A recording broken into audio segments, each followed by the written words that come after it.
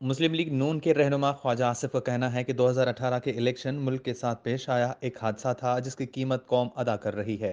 सियालकोट में जलसे आम से खिताब करते हुए रहनुमा मुस्लिम लीग नून ख्वाजा आसिफ ने कहा कि एन ए 75 डस्का में एक बहुत बड़ी जंग थी। उनका कहना था कि एक फ्रॉड जिसे सेहत कार्ड कहते हैं वो भी काम नहीं करता। हुकूमत से जान छूट जाएगी लेकिन बर्बादी को कैसे समेटा जाएगा। रहनुमा नून लीग ने कहा कि नवाज शरीफ ने 5 साल में मुल्क की तामीर नौ की थी। मोटरवे नवाज शरीफ का तोहफा है। ख्वाजा आसिफ का कहना था कि कल मंडी बहाउद्दीन में डीसी ने जलसा कराया, जबकि इमरान खान कहते थे कि नवाज शरीफ का जलसा पटवारी कराते हैं।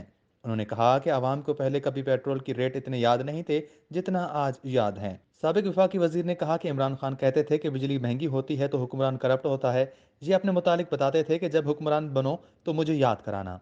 उन्होंने मजीद कहा कि इमरान खान कहते थे कि परवेज इलाही डाकू हैं, अब उनसे कहते हैं कि मुझे छोड़ना मत, वजीर आला बना दूंगा। नून लीगी रहनुमा ख्वाजा आसिफ ने यह भी कहा कि हुकूमत से निजात के लिए सारी अपोजिशन को एक एजेंडे पर इकट्ठा होना पड़ेगा।